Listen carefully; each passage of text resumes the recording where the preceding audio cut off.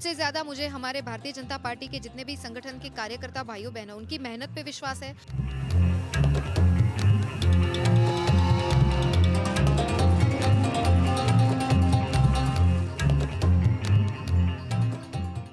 बेरोजगारी का जो बात होती है उसमें भी कोई दम नहीं है, कांग्रेस की बात कोई सुन नहीं रहा है।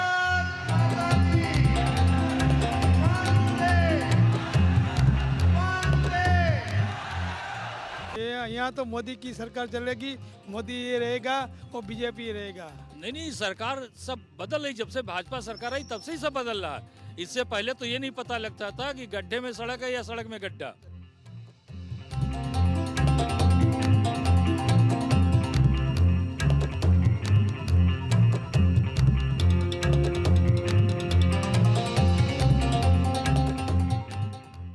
कांग्रेस जमीनी पार्टी है, उसने लोगों के लिए काम किया है, लोगों के दुख दर्द को समझा है।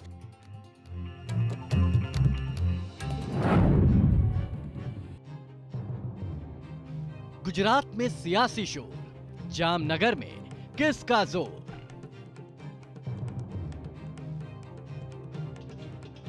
सियासी पिच पर मैडम जडेजा किसे करेंगे क्लीन बोल्ड? जामनगर में जोर आजमाइश।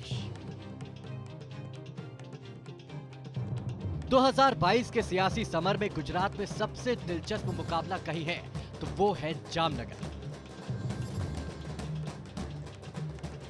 हालांकि जामनगर के सियासी पिच पर टीम इंडिया के ऑलराउंडर रविंद्र जडेजा की मैडम रुवाबा जडेजा विरोधियों को क्लीन बोल्ड करने को तैयार है। वहीं विरोधी बीजेपी के विजय रथ को रोकने की कोशिश में लगी है। ऐसे में क्या है जामनगर की जनता के मन की बात, ये जानने के लिए न्यूज नेशन की टीम पहुंची गुजरात के जामनगर। काठियावाड़ का आभूषण, सौराष्ट्र का Paris, brass city of India, oil city या नवानगर, इतने सारे नाम किसी शहर के साथ जाकर जुड़ते हैं तो वो शहर बनता है जामनगर। जडेजाओं का बसाया हुआ ये खूबसूरत शहर सौराष्ट्र की सबसे सुंदर शहरों में से एक माना जाता है। इस सौराष्ट्र में जो राजनीति चलती है उसमें जामनगर का भी काफ़ी बड़ा हिस्सा माना जाता है। इस बार जामनगर की राजनीति में बेहद दिलचस्प देखने को मुकाबले मिल रहे हैं, क्योंकि जडेजा परिवार के अंदर एक बड़ी लड़ाई है। यानी जो रविंद्र सिंह जडेजा देश के बड़े क्रिकेटर हैं, उनकी पत्नी बीजेपी से लड़ रही है तो उनकी बहन कांग्रेस के उम्मीदवार को जिताने के लिए उसी सीट पर दिन रात एक कर रही है। इसी तरह से अगर आपको खंबालिया सीट देखनी होगी तो कांग्रेस के 6 टाइम के ताकतवर एमएलए मुकाबला कर रहे हैं आम आदमी पार्टी के मुखिया, जो जिनको मुख्यमंत्री चेहरा बनाया गया, उनके साथ, और वहाँ बीजेपी टक्कर दे रही है एक नए चेहरे लेकिन काफ़ी ताकतवर चेहरे के साथ। ऐसे में जामनगर की राजनीति इस बार क्या कह रही है, क्या है जामनगर की इस राजनीति का गणित, चलिए देखते हैं। हम लोग समझने की कोशिश करते हैं कि इस बार जामनगर किस ओर है। अब तस्वीर देखिए।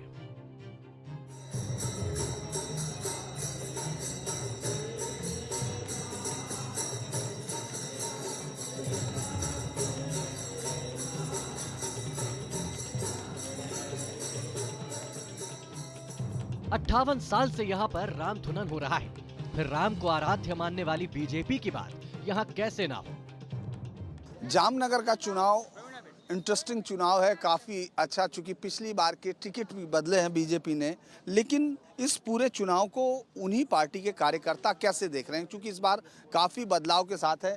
हमारे साथ यहाँ काफ़ी संख्या में महिलाएं भी हैं और पार्टी के कुछ पदाधिकारी भी हैं, वरिष्ठ पदाधिकारी भी हैं, उन सब से बातचीत करते हैं।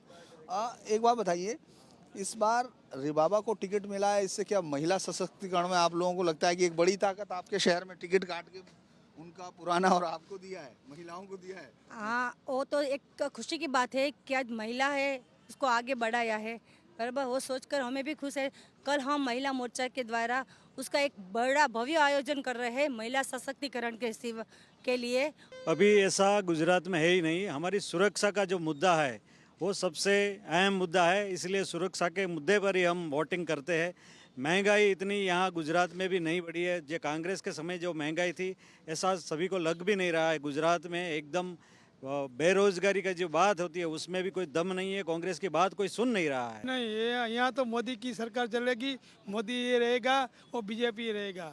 यहाँ पहले से ही 27 साल से भाजपा जो है सरकार अच्छा काम कर रही है माननीय मोदी जी के संरक्षण में, नेतृत्व में। हालांकि 2017 के चुनाव में भी यहाँ बीजेपी का कब्जा था, लेकिन बीजेपी ने जामनगर से रविंद्र जडेजा की पत्नी को टिकट देकर विक्ट्री कार्ड पहले ही खेल दिया है। जामनगर की वो सीट जिस पर तमाम लोगों की निगाहें हैं, सिर्फ यही नहीं हो सकता है क्योंकि गुजरात का चुनाव पूरे भारत भर में देखा जाता है, लेकिन जामनगर के इस चुनाव को काफ़ी बाहर के लोग भी देखेंगे जिनको क्रिकेट पसंद है, क्योंकि वहाँ से रिवावा रविंद्र सिंह जडेजा चुनाव लड़ रही हैं और ये टिकट का लोग इंतजार भी कर रहे थे। अच्छा रिवावा, आपने रविंद्र सिंह जडेजा से ज़्यादा टफ पिच कैसे चुनी? एक्चुअली ये पिच ने मुझे चुना है, मैं ऐसा कहूँगी, बिकॉज बहुत अर्ली डेज से एक माइंड मेकअप था कि सेवा के माध्यम से लोगों को सर्व करना है, देश को सर्व करना है से, तो वो बहुत अर्ली स्टेज ऑफ मेरे स्कूलिंग के टाइम से ही था। तो हस्बैंड ने पुश किया, देन हम मिले 2018 में हमारे honourable prime minister Narendra Modi ji को। उनकी प्रेरणा से, उनके विचार से प्रभावित होकर मैंने 2019 में भारतीय जनता पार्टी का चयन किया। देखिए, भारतीय जनता पार्टी एक कैडेट बेस्ड पार्टी है। यहाँ हमारा केंद्र का जो नेतृत्व है, जिस हिसाब से हमें आदेश किया जाता है, हर एक कार्यकर्ता को ध्यान में रखते हुए वो आदेश होता है। वो प्रधानमंत्री नरेंद्र भाई मोदी की तरफ से, अमित शाह जी की तरफ से या जेपी नड्डा जी की तरफ से होता है।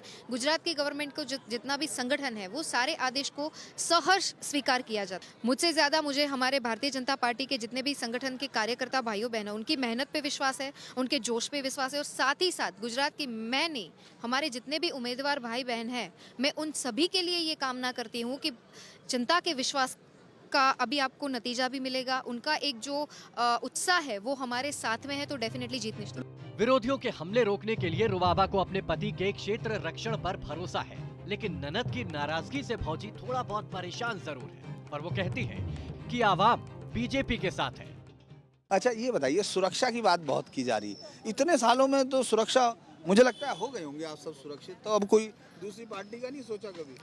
दूसरी पार्टी का तो मैं नहीं बोलूँगी, पर अभी का बोलूँगी। अभी जो रशिया और यूक्रेन का युद्ध हुआ था, तब हमारा भारत माता का झंडा लहराया था और भारत माता का जय घोष हुआ था। अच्छा, आपने पूरे ध्यान से सुना लगता है भाषण? नहीं, ये सच है, और हमने वो भी देखा है कि जो टीवी न्यूज़ में दिखा रहे थे आप सब पत्रकार मित्रों, तो हमने वो भी देखा है और ये भी देखते हैं। जब से मोदी जी आए हैं तब से सुरक्षा तो बढ़ी है, और पाकिस्तान के जो पहले घुसपैठे आते थे अभी के नहीं आ रहे। थोड़ा सा बदलने, मोदी जी ने सब बदल दिया है। आपको लगता है कि कुछ बदल नहीं, पूरा बदल दिया है। 70 साल पहले आपने देखा होगा कि पहले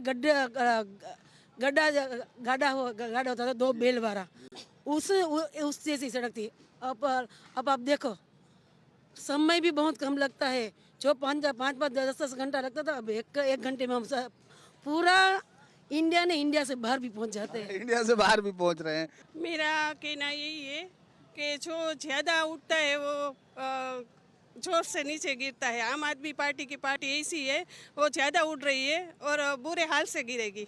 हमारे लिए सबसे पहले एक बात ये मायने रखते हैं कि यहाँ गुजरात में तो 27 साल से हमारा बीजेपी का शासन चल रहा है, और अब देश में भी, दिल्ली में भी बीजेपी है। मोदी जी को आगे बढ़ाने और पूरे देश को और आगे लाना है, इसीलिए हमें यहाँ से इतना, जितना सब एकजुट होकर इतने कमल खिलाएंगे तो वहाँ उनको इतना सपोर्ट दे सके। भौजी की तो सुन लिया आपने, और ननद की भी सुन लीजिए। जामनगर की ये सीट काफ़ी दिलचस्प है। इस सीट पर सबकी निगाहें इसलिए भी टिकी हैं क्योंकि यहाँ एक ऐसी लड़ाई देखने को मिल रही है जिसमें एक तरफ रविंद्र सिंह जडेजा की वाइफ हैं तो दूसरी तरफ रविंद्र सिंह जडेजा की सिस्टर जो पूरा प्रचार में जुटी हुई हैं। जीत किसकी होगी देखना होगा, क्योंकि दोनों ही तरफ से एक तरह से बैटिंग हो रही है। अच्छा, मैं ये जानना चाहता हूँ कि आप जब कांग्रेस ज्वाइन कर रही थी तो उस समय हम लोगों ने ये भी सुना कि भाई आपको टिकट मिलेगा, आप लड़ेंगी, तो तब लड़ाई ज़्यादा दिलचस्प रहती है, अभी आपको लग रहा है कि आप दिलचस्प बना रही हैं? तब मुझे लगता है इससे भी ज़्यादा दिलचस्प रहती,